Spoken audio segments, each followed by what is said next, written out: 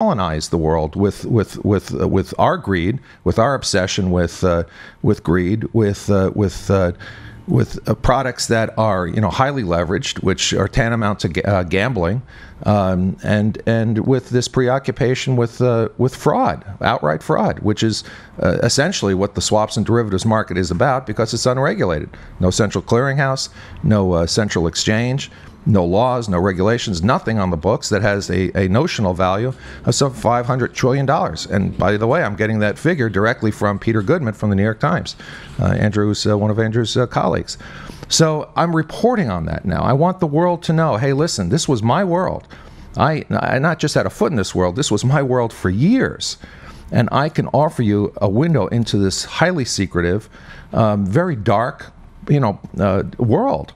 Well, that's great, John. And if people have questions about that, they can send it to truthaboutmoney@gmail.com, and they can mail us today if they want to ask questions on the air that we can try and answer, or we can get back to you later after the show. We answer hundreds of emails every show. So truthaboutmoney@gmail.com is where you can get to us. Also, if you want to watch the shows and the archive of the shows, you can go to www.ukiahvalley.tv, which is where all the videos of these shows are kept.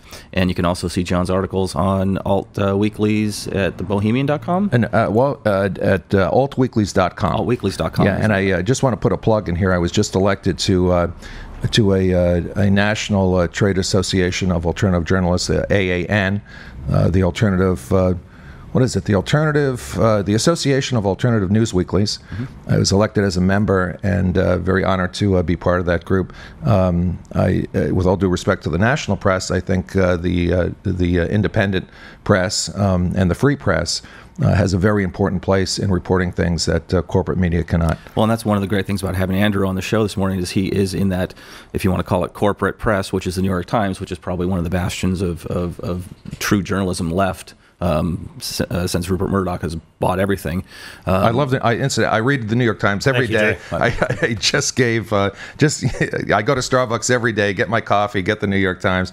It is the, it is a platform, from which I launch my day. And we have the inside scoop here, because now we can talk about the kind of corporate news piece of it, but also the underlying, what it's like for a full-time, quote-unquote, corporate journalist to deal with the bloggers and the guys that go on Al Jazeera and the guys that go on KZYX at night and those kind of things. Yeah, you didn't even mention that part of my career. That's my new career now. Al Jazeera. I've been on Al Jazeera, five times in the last month. And I love it, because we didn't get to that part. That's my dream for my future.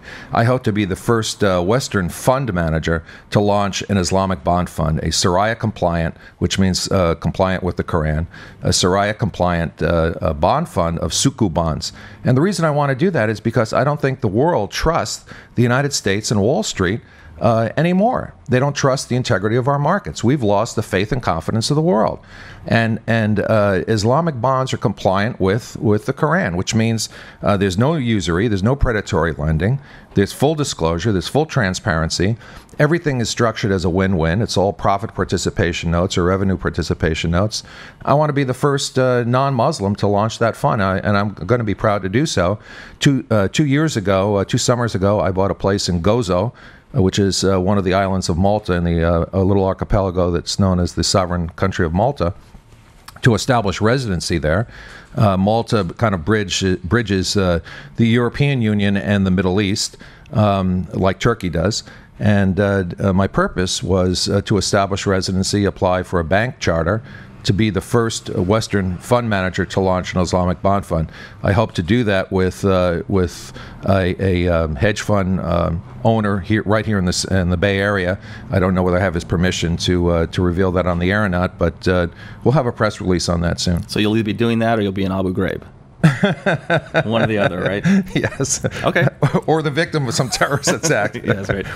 And that terrorism organization may be the CIA. Right. So enough about you, John. Let's get on with the show. We're going to talk about you next. Maybe the next show we'll talk about me. Because there are a lot of things our listeners don't know about Jay, and they're all wonderful. They're all quite wonderful. But this guy guy's got a lot of secrets. And, they're all secrets. And a very creative. He's a real artist. He's very creative, very artistic. Okay, on with the show. On with the show. All right. just a couple of housekeeping items. The retirement board met this week. Has been reported in both our morning news and our community news. And one of the things I took real exception with was Jim Anderson just going on and on and on and on, and I'm going to have some direct quotes here. Everyone's doing the best they can without the fundamentals really being there. There are no fundamentals in the market. There's been a deterioration of fundamentals. Fundamental this, fundamental that, fundamental the other thing. The point of the matter is the fundamentals are crystal clear. And the fundamentals have been crystal clear a month ago, a year ago, 5 years ago. The fundamentals have been that there's been this huge surge in liquidity in markets as Alan Greenspan cut interest rates down to 1%. Huge expansion in credit. We could have seen this credit crisis coming. In fact, I warned the retirement board in May of 2004 in a 14-page document that we were unhedged for a bear market.